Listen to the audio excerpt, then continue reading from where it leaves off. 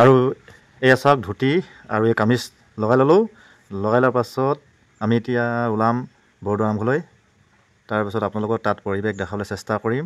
আৰু ইয়াত আমাক এই ঘৰটো ৰুমটো দিছে আমাক খুৰীয়েগৰাকী আমাক ইয়াত ড্ৰেছযোৰ পিন্ধি ল'বলৈ দিলে। আৰু মোৰ লগত এয়া ভাইদাই ড্ৰেছযোৰ সম্পূৰ্ণ বগা পৰিধান কৰিছে। ভাইদাই কিছুমান কথা কৈছিলে, ভাইদাই কথাখিনি ইয়াত ৰেকৰ্ড নহ'ল। মোৰ মাইক্ৰফোনটো মানে চুইচ অফ হৈ গ'ল, মই গমকে নাপালোঁ। যি কি নহওক বাৰু, ভাল লাগিলে ইয়ালৈ গৈ। এতিয়া আমি বলক আপোনালোককো দেখাবলৈ চেষ্টা কৰি ভিডিঅ' থ্ৰুৱেদি বৰদোৱাৰ নামঘৰ চৌকাষে থকা কিছুমান পৰিৱেশ দেখাবলৈ চেষ্টা কৰিম। তেনেহ'লে বলক ভিডিঅ'টো আৰম্ভ কৰোঁ।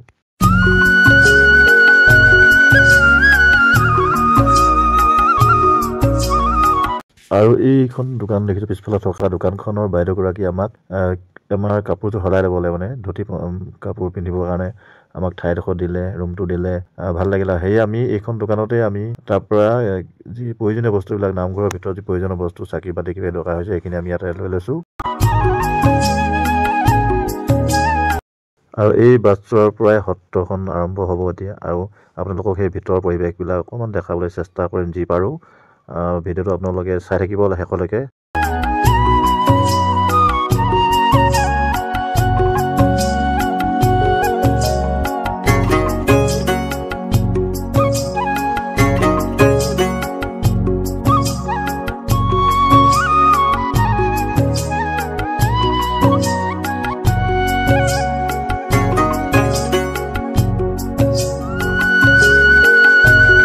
আৰু এয়া চাওক, সত্ৰৰ সন্মুখৰ ভাগত আহল বহলকৈ এটা বৃহৎ অডিটৰিয়াম টাইপৰ এটা ঘৰ দেখিছেনে? এই ঠাইখিনি মানে পুৰা ক্লিন হৈছে, চব চাফ চিকুণ হৈ আছে, টাইলছ লগাই থৈ আছে, খুব মানে ইয়াত চাফ চিকুণ কৰি ৰাখিছে। খুব এটা সুন্দৰ পৰিৱেশ। মানে ইয়াত অহাৰ লগে লগে মনটো প্ৰফুল্ল লাগি যায়, মনটো খুব আনন্দ অনুভৱ কৰিছোঁ। যিহেতু এই শংকৰদেৱ গুৰুজনাই ইয়াত 300-400 বছৰ পূৰ্বে নামঘৰ বা এখন সত্ৰ ইয়াত স্থাপন কৰি যায়। এতিয়া নতুনত্ব অকণমান দিয়া হৈছে যিহেতু আধুনিক যুগৰ, আৰু ভক্তৰ প্ৰাণ বাঢ়িছে।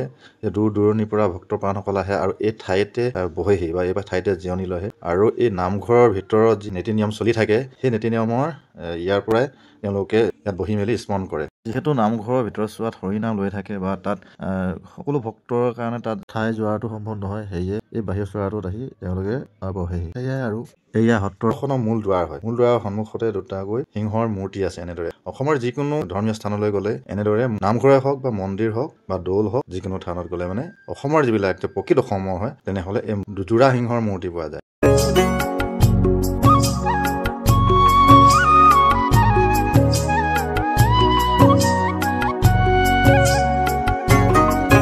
আৰু ইয়াত লিখা আছে শ্ৰী শ্ৰী বটদ্ৰৱা থান। মূল্যৱান প্ৰসংগ লিখা আছে। ধৰি লওক আপোনাৰ কোন মাহত, কোন টাইমত, কোন সময়ত খোলা ৰাখিব, কেনেকৈ আহিব লাগিব এইখিনি। আৰু ইয়াত দুজোপা গছ আছে, যি গছত তলত বহি শংকৰদেৱে ধৰ্মৰ পুথিবিলাক লিখিছিলে বা তেওঁ কীৰ্তন ভাগৱত এইবিলাক তেওঁলোকে সৃষ্টি কৰিছিলে। লিখা আছে পশ্চিমে হেলিকা বৃক্ষ হালিয়া আশ্ৰয়, তাহাঁতে আৰু যি গুৰু পুস্তক লিখয়। আৰু চাওক কি ধুনীয়াকৈ সংৰক্ষণ কৰি ৰাখিছে, মানিব লাগিব। ঐতিহাসিক এজোপা গছ, খুব ভাল লাগিলে মনটো। এনেই দেখা নাছিলোঁ, প্ৰথমবাৰ কাৰণে আহিছিলোঁ, খুব ভাল লাগিলে। সত্ৰৰ ভিতৰৰ চাৰিকাষটো এনেদৰে মোৰ ভিডিঅ'টোৰ যোগেদি দেখাব বিচাৰিছোঁ। আপোনালোকে চাই লওক, চবফালে কি শান্তিপূৰ্ণ এটা ঠাই হয়। আৰু এইটো দেখিছে, এইটো পুৰণা সত্ৰখন এইখন হয়। এই ঠাইতে শংকৰদেৱে তেওঁ নিজৰ শিষ্যবিলাকক ইয়াতে ধৰ্মৰ জ্ঞান প্ৰদান কৰিছিল বুলি অনুমানিক কৰিছোঁ।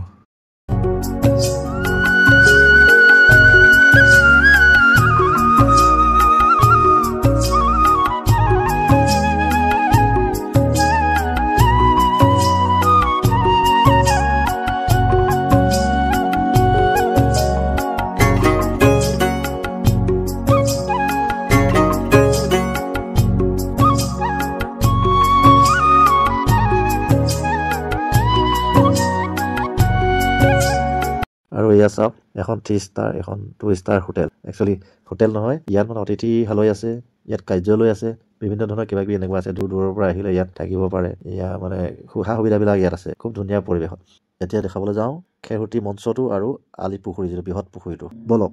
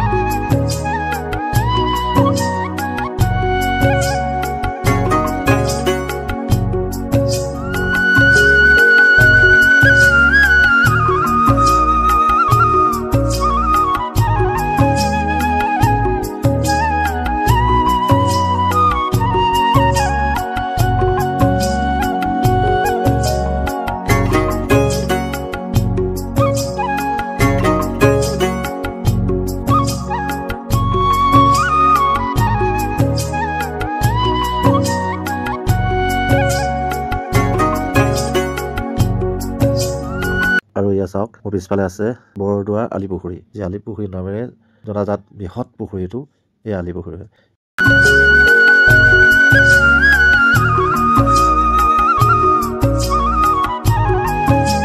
ইয়াৰ মাজেদি এটা আলি আছিল, ডাঙৰ আলি আছিল। সেই আলিটো বোলে একে ৰাতিৰ ভিতৰতে ডুব গ'ল। আৰু সেই টাইমতে শংকৰদেৱ জন্ম হোৱা আগৰ পৰা বৰদোৱা এই আলিটো আছিল, কিন্তু শংকৰদেৱ থকা টাইমত এই আলিটো মানে হঠাৎ বোলে ডুব গ'ল। সেয়া এটা কাহিনী, মানে ৰহস্যজনক কাহিনী। আৰু এয়া এটা মঞ্চ হৈ দেখিছে নহয়, আই খেৰসূতীৰ সাংস্কৃতিক মঞ্চ। এয়া শংকৰদেৱক তুলি তালি ডাঙৰ দীঘল কৰা আইতাকৰ নামত এটা মঞ্চ, বুঢ়ী আই খেৰসূতীৰ নামত।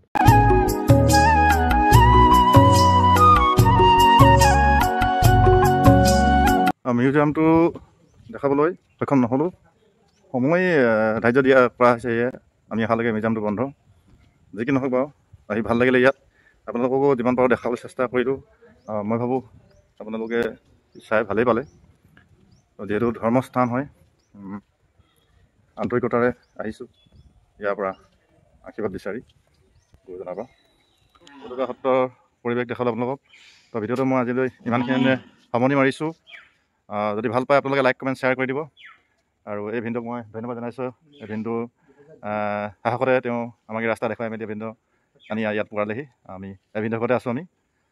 তো আজিলৈ তেনেহ'লে বাই বাই, টাটা, জয় জৱান।